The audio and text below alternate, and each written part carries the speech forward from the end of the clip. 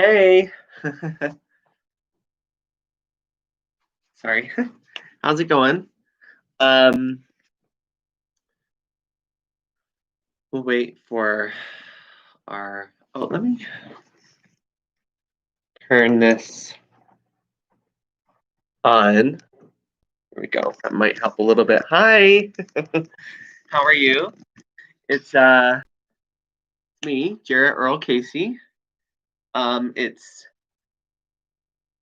um Tuesday night, December 1st, 2020. It's World AIDS Day. And it's 8:56 p.m. I'm at my parents' house in Ogden. And I just got up here.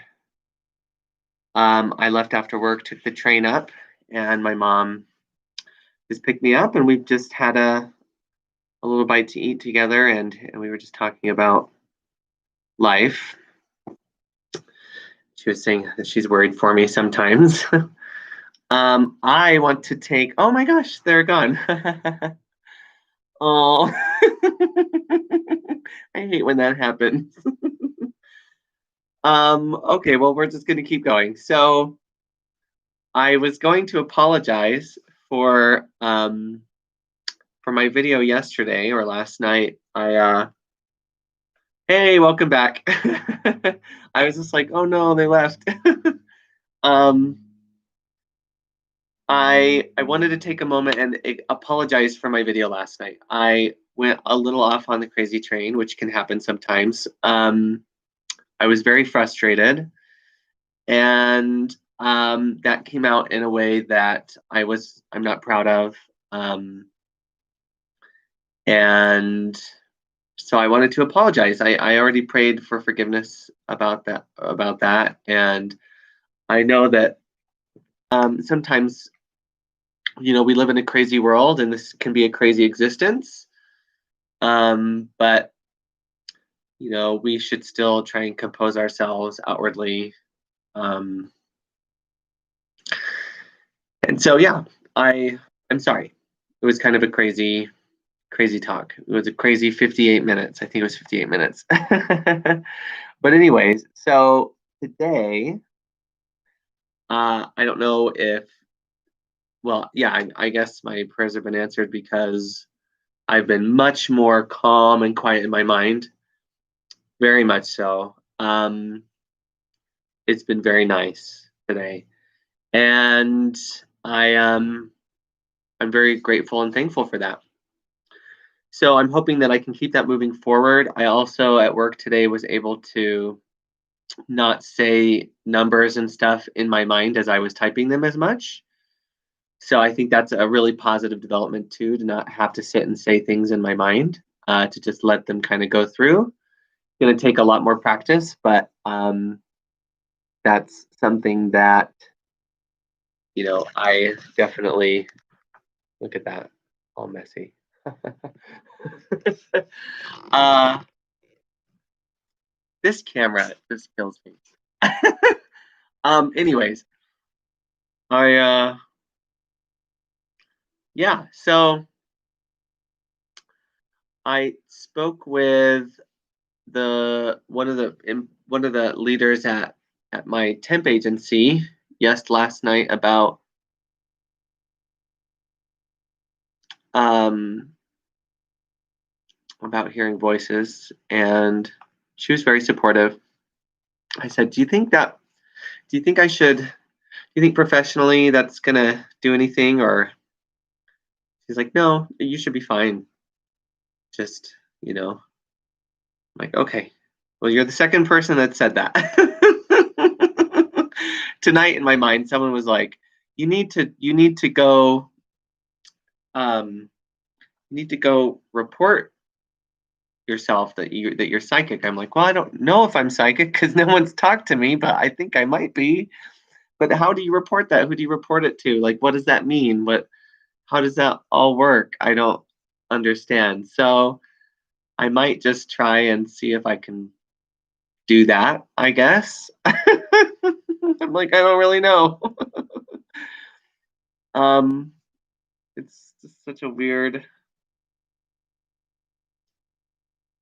I don't know. There's no guidance or resources or anything on that. They're like, in my head, they're like, you just have to trust us. You just have to do what we say. I'm like, you're literally just voices in my head. I can't just do what you say. And change my whole life because there's a voice in my head like that. I mean, unless that's a thing, like, I don't know. Is there anyone else that experiences that? And I like try to ask people, and they're like, mm-mm. I'm like, are you sure? Are you sure? Is there anyone who can help me here? It's just such a strange world. And then, of course, I don't know. Anyway, so I'm just blabbing on. But today I had a good day.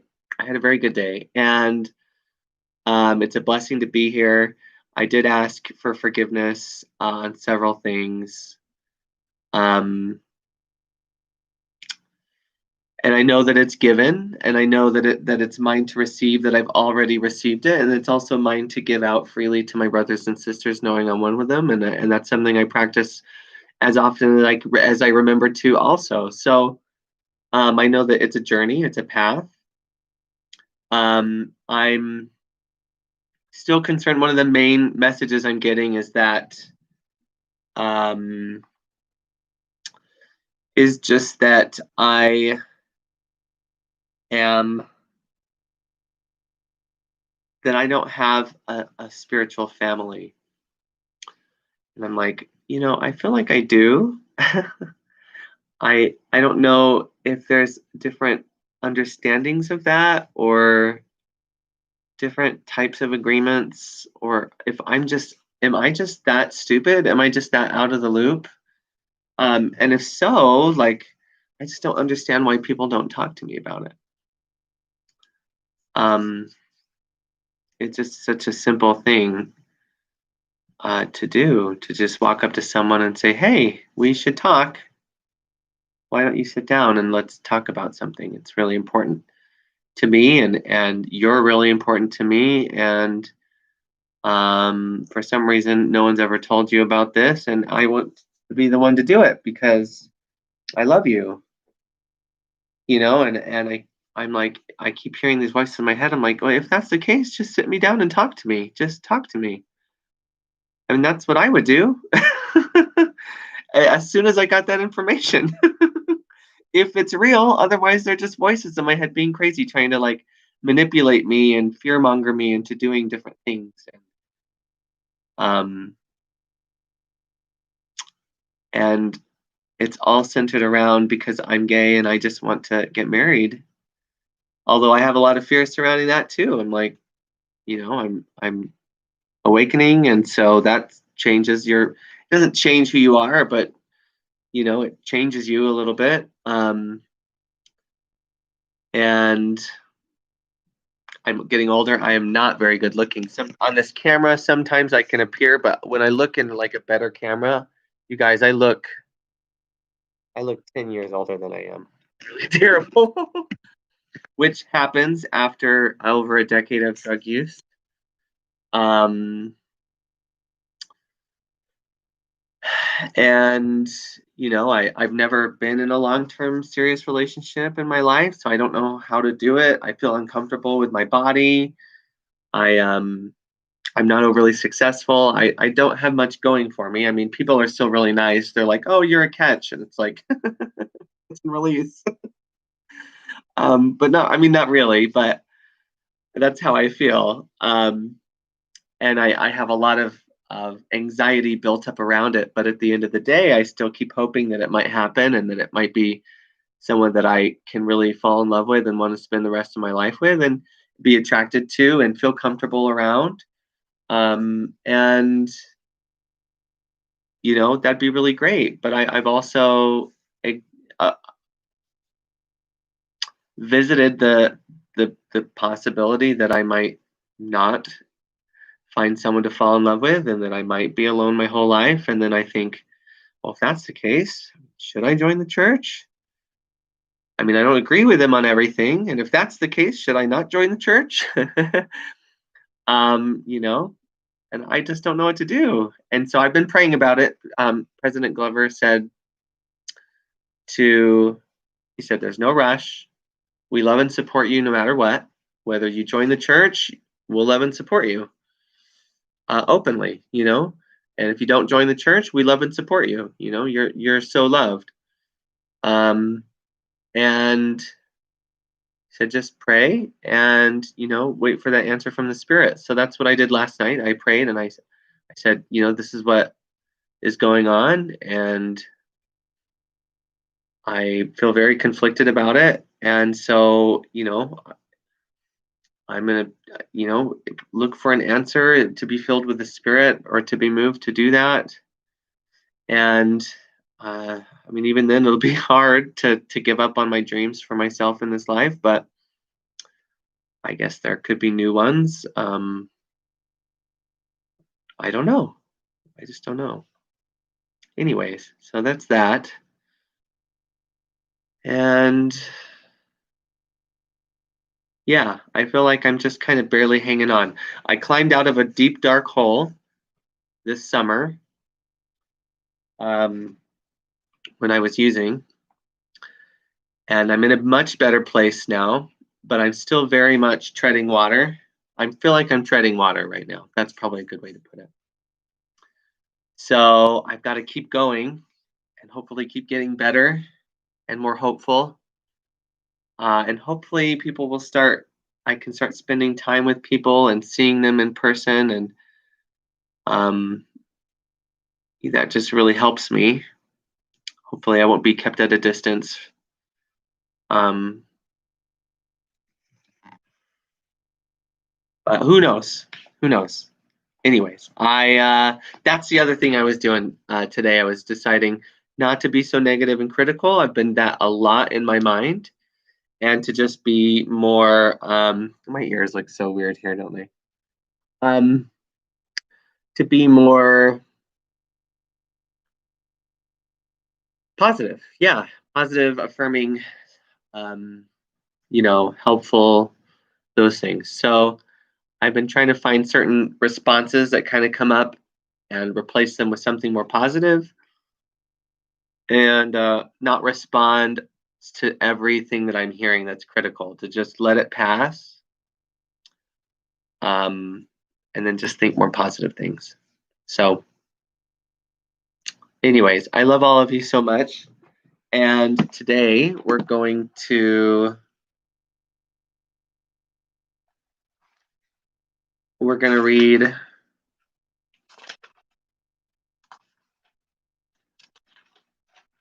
the chapter 10, the idol sickness, section 4, the end of sickness. So, the end of sickness. All magic is an attempt at reconciling the irreconcilable. All religion is the recognition that the irreconcilable cannot be reconciled. Sickness and perfection are irreconcilable. If God created you perfect, you are perfect. If you believe you can be sick, you have placed other gods before him. God is not at war with the God of sickness you made, but you are. He is the symbol of deciding against God, and you are afraid of him because he cannot be reconciled with God's will. If you attack him, you will make him real to you. But if you refuse to worship him in whatever form he may appear to you, and wherever you think you see him, he will disappear into the nothingness out of which he was made. Reality can dawn only on an unclouded mind. It is always there to be accepted, but its acceptance depends on your willingness to have it. To know reality must involve the willingness to judge unreality for what it is. To overlook nothingness is merely to judge it correctly, and because of your ability to evaluate it truly, to let it go. Knowledge cannot dawn on a mind full of illusions, because truth and illusions are irreconcilable. Truth is whole and cannot be known by part of a mind. The sonship cannot be perceived as partly sick, because to perceive it that way is not to perceive it at all. If the sonship is one, it is one in all respects. Oneness cannot be divided.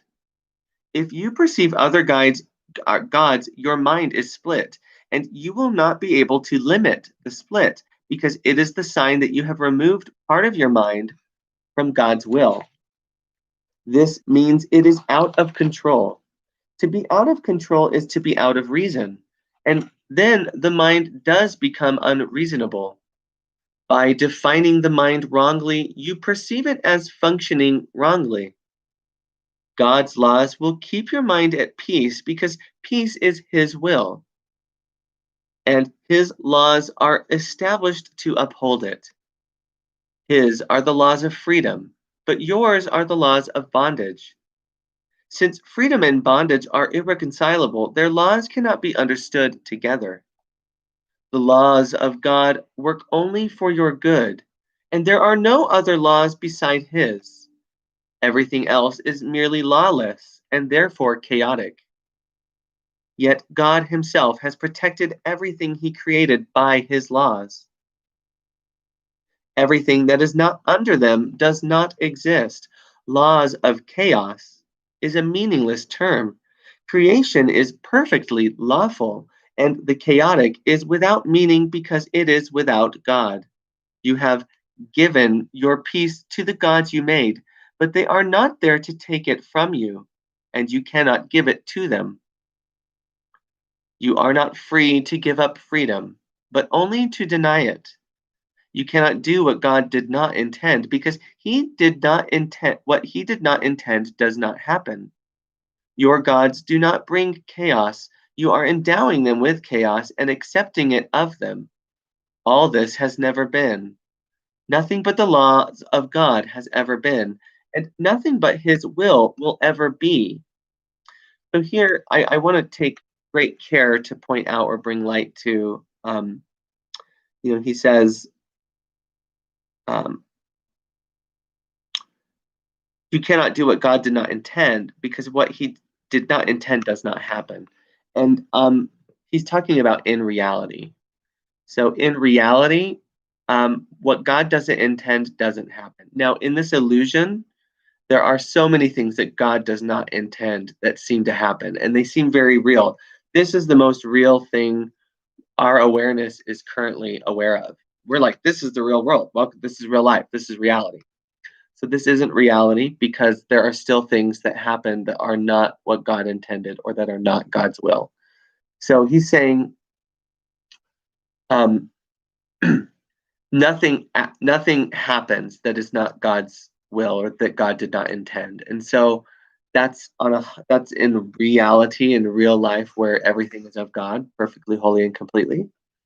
Now, God does intend that we have free will and that we have time and forgiveness as tools to use as we choose, as we're ready to return home. And that while we seem to be away or seem to be asleep or in an illusion or a dream, that we are free to choose for ourselves. So God does intend for us to be able to always have that choice. And so we do.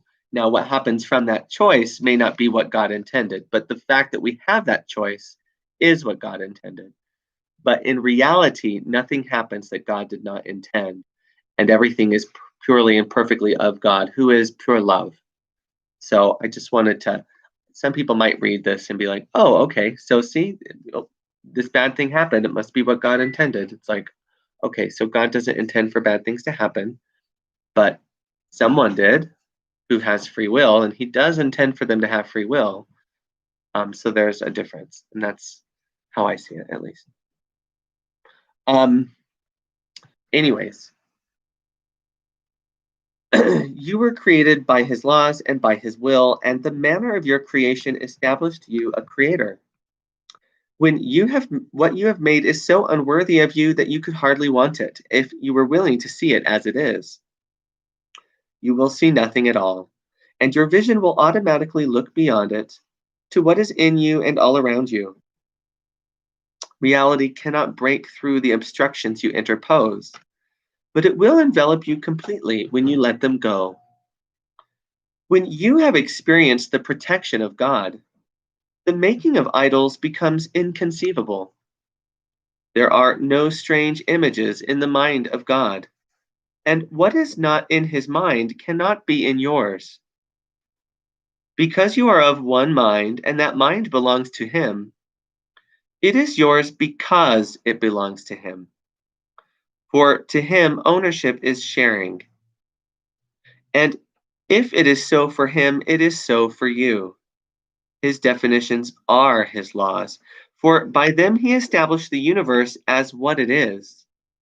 No false gods you attempt to interpose between yourself and your reality affect truth at all. Peace is yours because God created you, and he created nothing else. The miracle is the act of a Son of God who has laid aside all false gods and calls upon his brothers to do likewise. It is an act of faith because it is the recognition that his brother can do it. It is a call to the Holy Spirit in his mind, a call that is strengthened by joining. Because the miracle worker has heard God's voice, he strengthens it in a sick brother by weakening his belief in sickness, which he does not share. The power of one mind can shine into another, because all the lamps of God were lit by the same spark. It is everywhere and it is eternal. In many, only the spark remains, for the great rays are obscured, yet God has kept the spark alive, so that the rays can never be completely forgotten. If you but see the little spark, you will learn of the greater light, for the rays are there unseen. Perceiving the spark will heal, but knowing the light will create. Yet in the returning, the little light must be acknowledged first, for the separation was a descent from magnitude to littleness. But the spark is still as pure as the great light, because it is the remaining call of creation. Put all your faith in it, and God himself will answer you.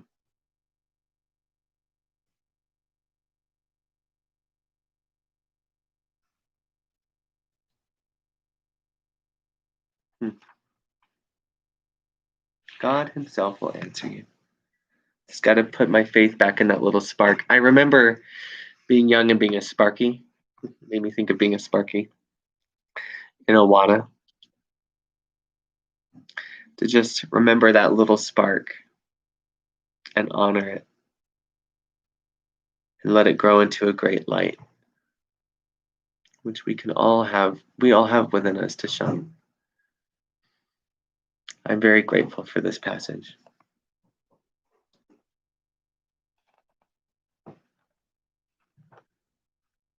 So I guess I just have to lay aside. He says here all false gods, but I look at that as sickness. So I need to lay aside the idea of sickness, or that I could be sick, or that anyone could be sick. So I'm so sorry, because in my mind I keep saying this world is sick. This world needs to be healed. So I'm going to lay that aside. I'm going to let that go.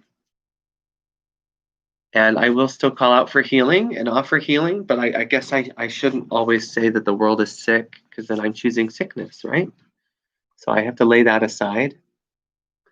And ego and inferiority, I have to let that go, and superiority, right? Those are false gods. Sickness, ego, gotta lay those aside.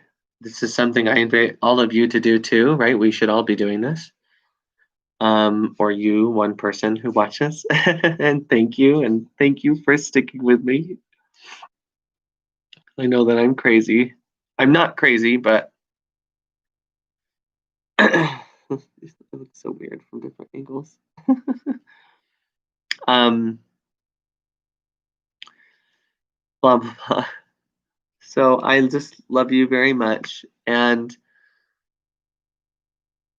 let's just work on that. Let's just work on setting those things aside and just allowing God in and just choosing him wholly and completely.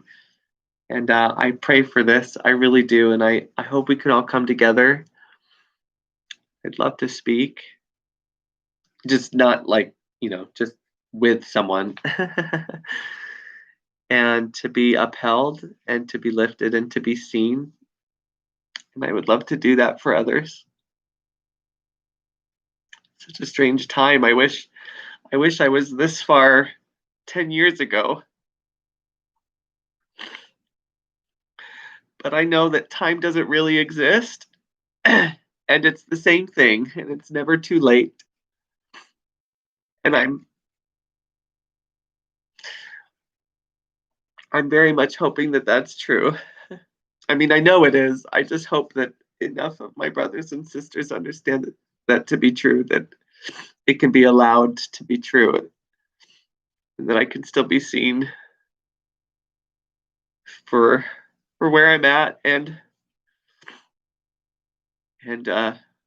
with the knowledge that looking to the future doesn't mean saying looking to 20 years from now and saying, does he make it? But just looking as far forward into the future as it takes to see that I made it, and knowing that that could be true any moment, and honoring that. That would very much appreciate that type of sight and charity, because I do know we all make it. For all are called home. And so it is. Amen. Anyways, I love you. It's been 26 minutes. You got off easy today. We will speak tomorrow. All right. I love you all so much. Bye.